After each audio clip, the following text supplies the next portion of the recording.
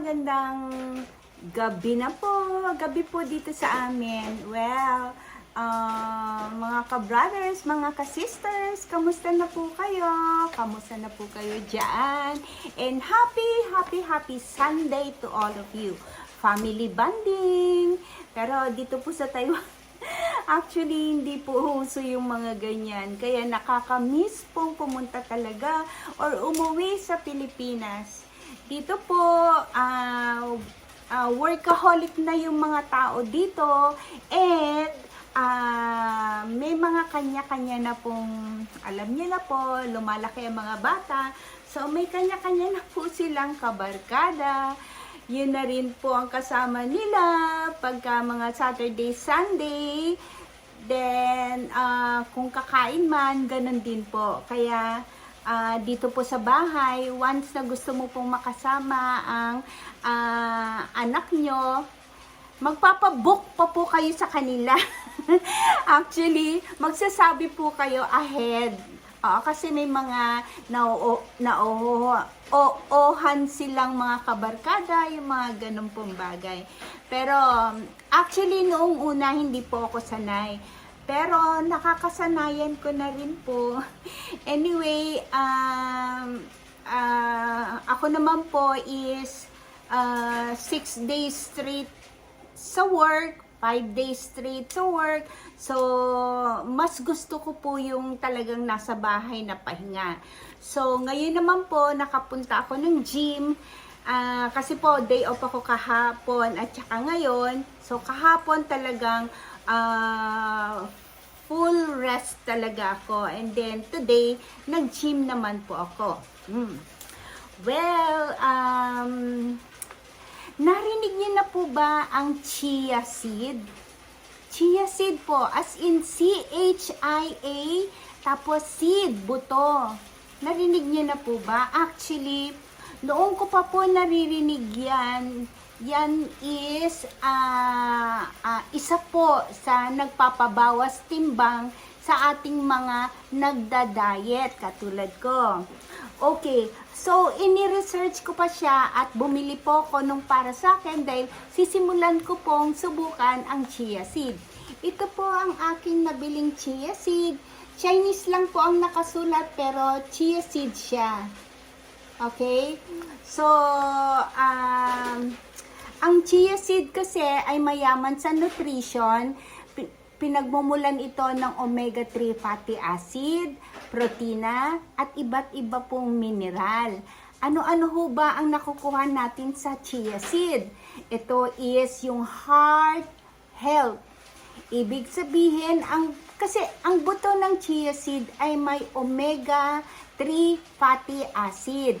Yun po ang tumutulong sa pagbaba ng ating cholesterol at nakakabawas po sa pagtaas ng ating blood sugar or blood sugar level at ito po is talagang nagsusupport upang maiwasan ang panganib sa ating puso. So yun po ang unang niyang kagandahan ng chia seed. Ang pangalawa naman po is digestive health. Ang ibig sabihin po ng digestive health is tumutulong po sa panunaw sa ating katawan ang chia seed. So, kung marami po tayong nakain, tumutulong siya sa panunaw, lalong-lalo na po sa aming mga may edad na, medyo mahina ang panunaw. So, kailangan po namin ng chia seed talaga. Nakakatulong din po ito sa ating mga buhok at skin. Nagpapaganda daw po ng ating balat at nagpapakintab po ng ating hair. Lalong-lalo na po, ito po ang pinaka-importante dito sa chia seed, ang weight management. Ang chia seed ay nagbibigay ng pakiramdam na palagi kang busog. Actually, pagka uminom daw daw po kayo ng ganito is, ang feeling nyo kasi is palagi kayong busog. Kaya best po nating inumin to bago kumain. Means, pwede rin po, actually, ako po, ang ginagawa ko po is, sa umaga po, iniinom ko siya. Pero sabi nila, i-soak daw po ito. So, ibabad po sa tubig, mga 30 seconds po, or 30 minutes po. Kasi, ano pa siya, yung lalaki pa siya, parang magiging jelly. So iso-soak niyo siya for 30 minutes bago niyo siya inumin. So ako po, ang ginagawa ko diyan is pagising ko ng umaga, iso-soak ko muna siya ng 30 minutes bago ko po siya inumin.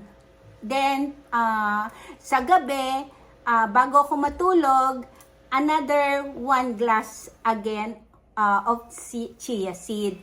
Sa mga talagang, ang advice po kasi, advice po ng iba, kung gusto mo pong mas madaling pumayat, or pumayat is, bago daw po kayo kumain.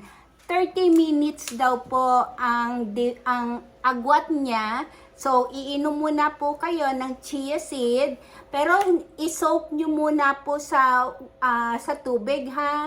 And then, inumin nyo siya 30 minutes bago po kayo kumain. Okay po? So, ito pong mga katulad ng ganito, hindi pa po siya nasusoak maigi. Okay, so hihintayin pa po natin siya na masoak maigi at saka ko iinumin. Pero, actually, kanina nasoak ko na siya eh. Medyo bumaba na nga po siya eh, hindi ho ba? Kasi pagka hindi pa siya nasusok, nandito lang po siya sa ibabaw. So, ayan po, ready na po ang aking chia seed para sa panggabi ko. So, inumin po natin.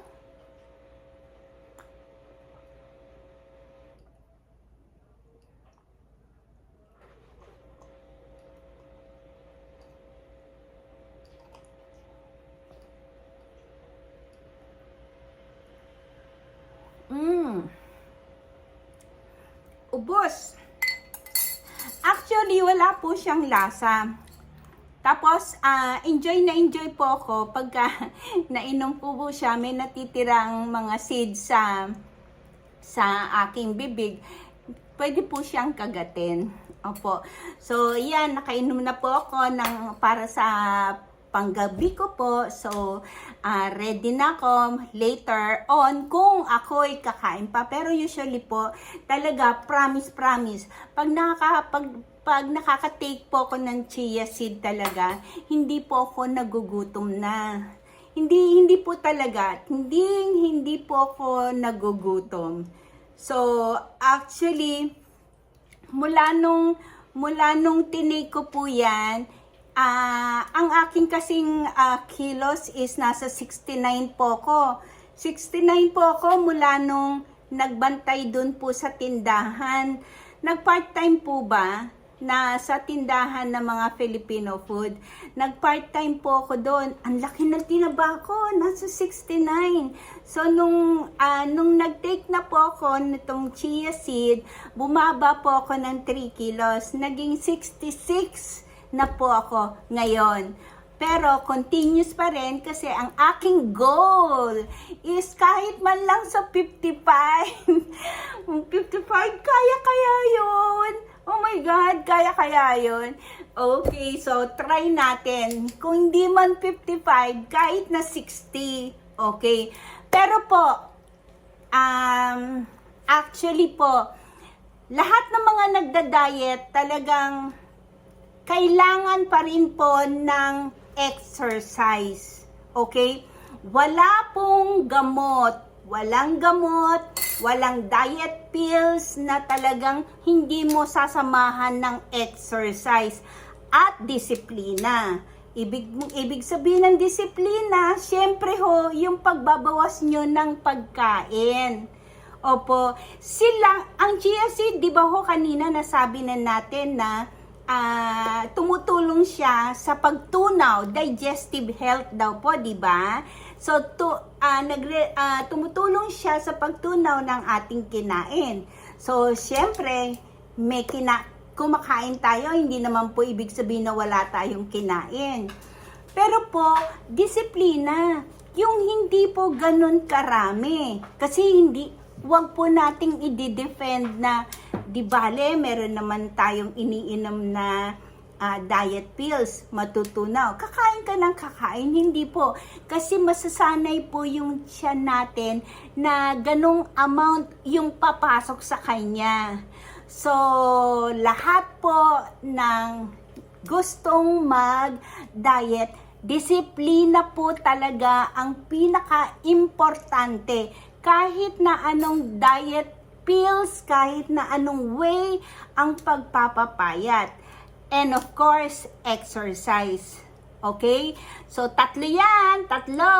Isang disiplina, exercise, at syempre, yung ginagamit nyo kung ano man yan, kung sleeping pills, chia seed, or what. Andiyan talaga yan, okay? So, ang pinili ko po para sa akin is chia seed. Kasi yung aking na-research is tamang-tama po sa pangangatawan ko. Dahil medyo mahina na rin po yung aking panunaw, so makakatulong po ang chia seed talaga. So, I hope na may nakuha na naman po kayong aral sa akin. Anyway, kung meron po kayong gustong ipa-research sa akin or gusto nyong pag-usapan natin, welcome na welcome po kayo mag-message sa akin. Ito po muli ang Pinay in Taiwan, Samutsari. Magandang gabi po sa inyong lahat. And dito ko na po tatapusin ang aking pagbablog. Maraming salamat po. I mean, pag-outro, hindi ko po tatapusin ang pagbablog. Ang outro po. Okay, maraming salamat and God bless us all.